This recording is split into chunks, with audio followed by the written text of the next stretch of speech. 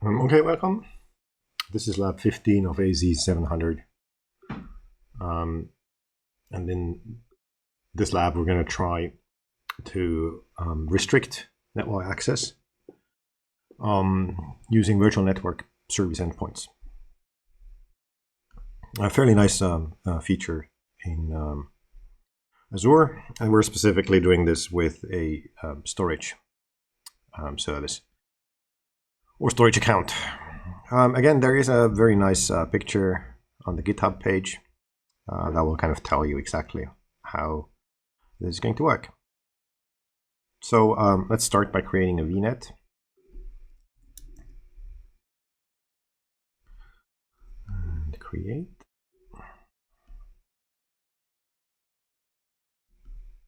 And I guess we want to create the resource group. Don't have one yet.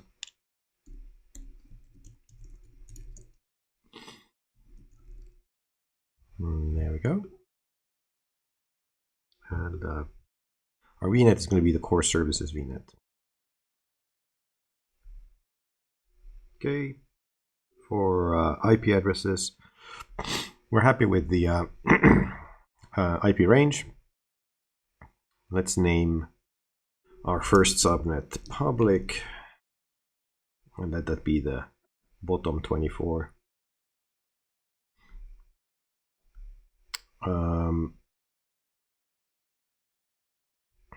All of that should be okay. Let's just create and see what happens. All right, that's done. Let's go to our VNet, and then we're asked to add another subnet. We can do that.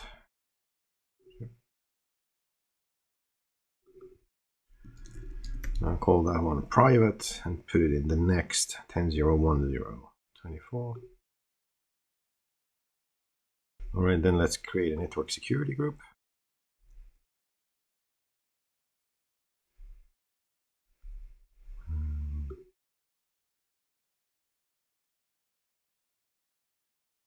Let's call it the contours of private NSG. There we go.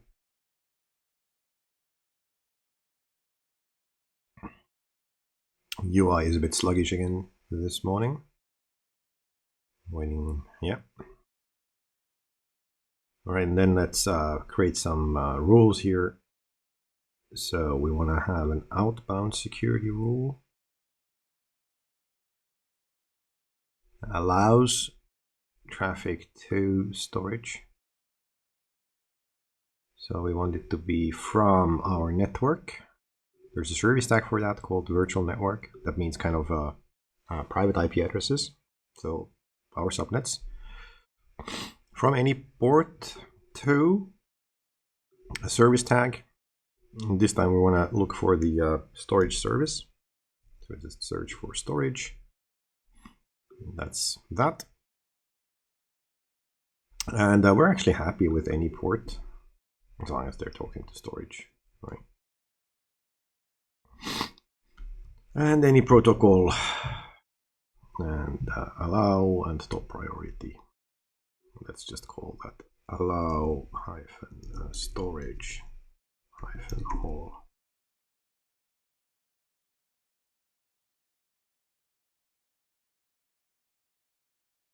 All right, so that's in place. Now we can add another rule that will deny any internet-bound traffic.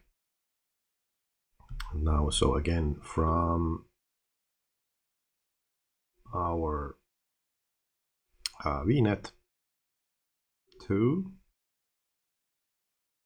the internet, any port, any protocol we want to deny. And now this priority has to be bigger than the allow storage all, right? So if the traffic goes to storage, then this first rule will be picked. And then if it doesn't go to storage, then this rule will be picked, right? And then we basically deny everything to public IP addresses.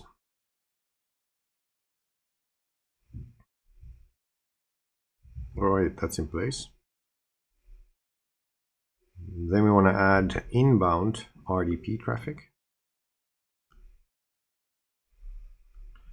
So very much from anywhere to,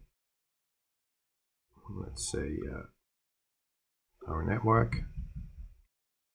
RDP is 3389, and we want to allow, and again,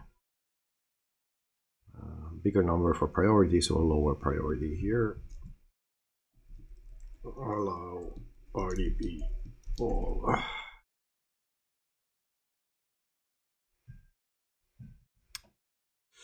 All right, so that's good for our settings here. Next, let's apply those or associate those with the subnet. And the one that we want to have is, of course, the private subnet.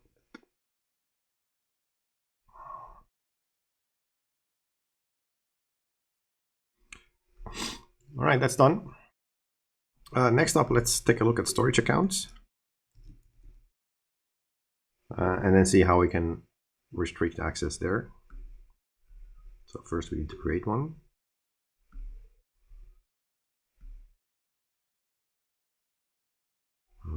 Also storage deep dives East US, and just locally. Redundant is good enough. Right, that's done. So if you go over to storage over here, we have file shares, and then we can add one. Let's call the file share marketing. And we don't need backups. Just remove that and then create.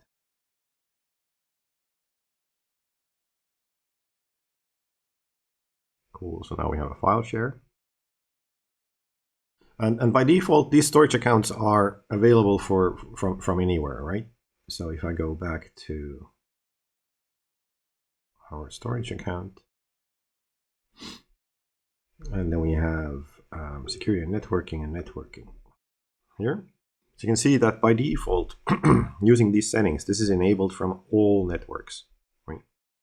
But we can set up the firewall here to only allow traffic from a subset of all possible networks. So enabled for selected virtual networks and IP addresses. So that means that we can add our existing virtual network here. And we have our core services VNet, and then subnet that we want to add is private. Note that it says here service point required. Okay, so what that means is that when we selected this, it'll automatically know that there is no service endpoint in this private subnet. So it will not be able to connect because it will need to use the public IP address. So by this button, we can just automatically enable a service endpoint to be provisioned.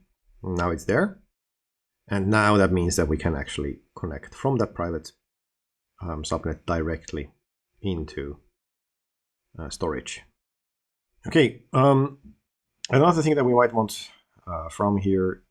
Oh, I need to save first, sorry. There we go. Almost forgot that.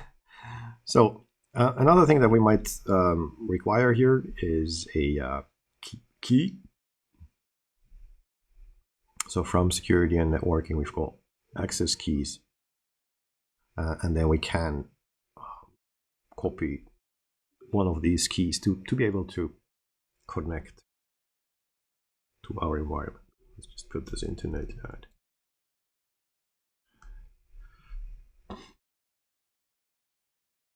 There we go.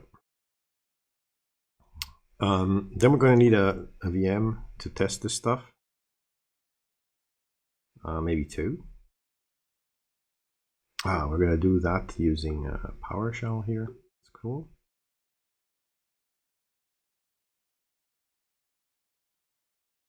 All right, then we can upload some template files that we have.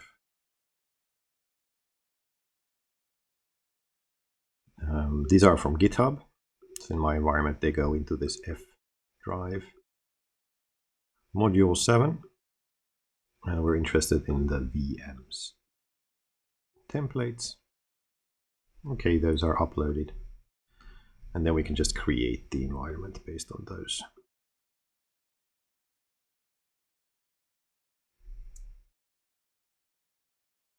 We need a password.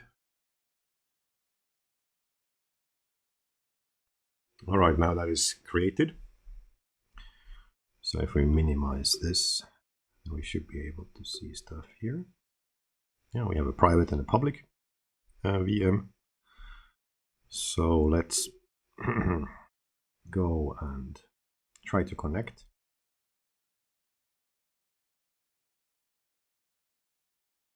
All right, then let's get over to PowerShell.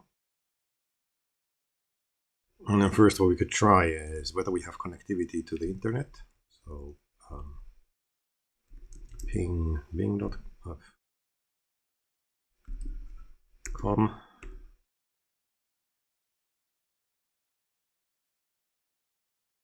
Right, remember we denied any kind of outbound access to the internet. So this does not work. And then let's try to mount the share from storage account. We need to do a little bit of stuff here. So let's create, first of all, an account key variable. And we're going to use a commandlet called convert to secure string.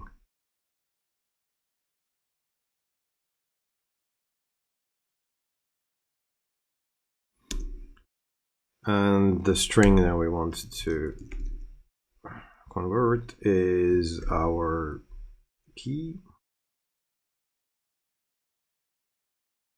That was over here.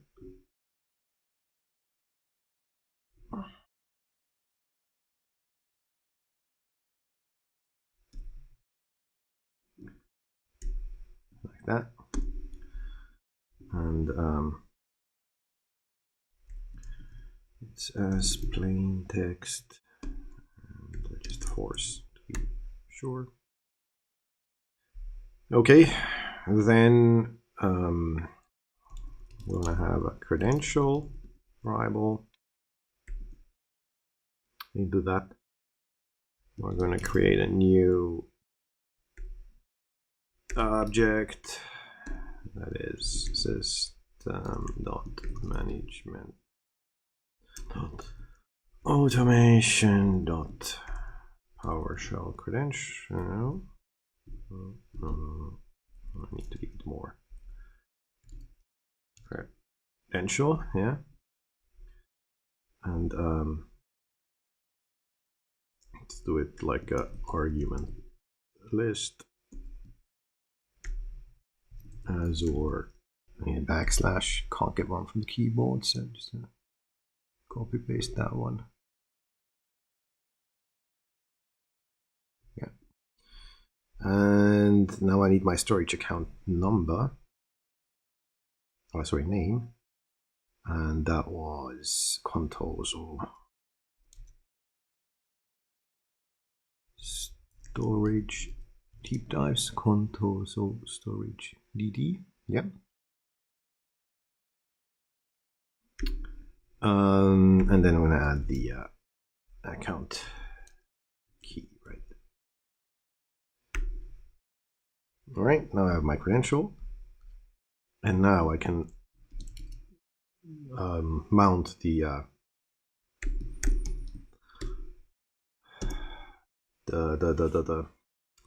file share as a drive. Let's call it the Z drive, and then PS provider file system, and the root is going to be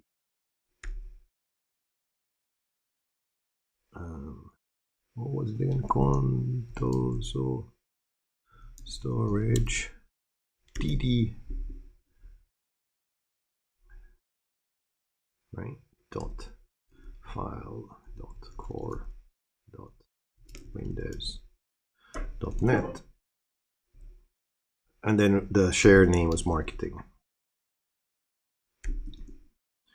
And then the credential that we're going to be using is just the credential that we just created. There we go. That's mounted. Perfect. So that works, even though the internet does not work, right? So why is that? Because in the network security group, we specifically opened up traffic to storage, to the storage service, with a lower priority number, thus a higher priority than the rule that denied traffic to the internet. All right, so let's kill this one.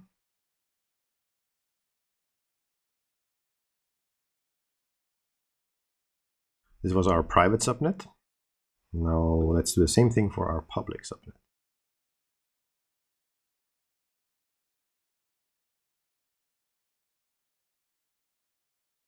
Let's try the same thing. ping.com. Now we get replies.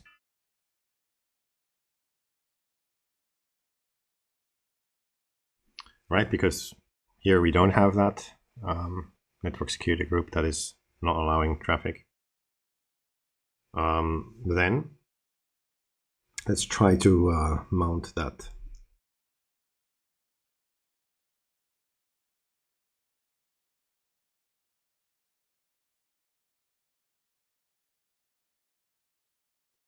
And it doesn't work.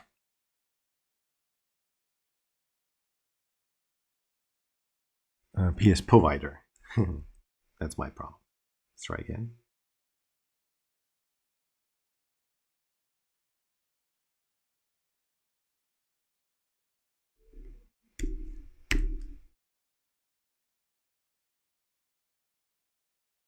Okay, it still doesn't work. Why doesn't it work now? Well, we can't connect to the network, right? That's basically the error that we're seeing here. All right, so let's get rid of that.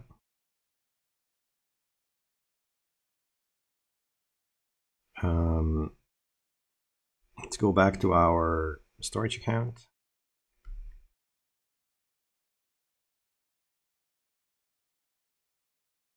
File shares and marketing. And now, if we would try to do something with this, like let's say browse it.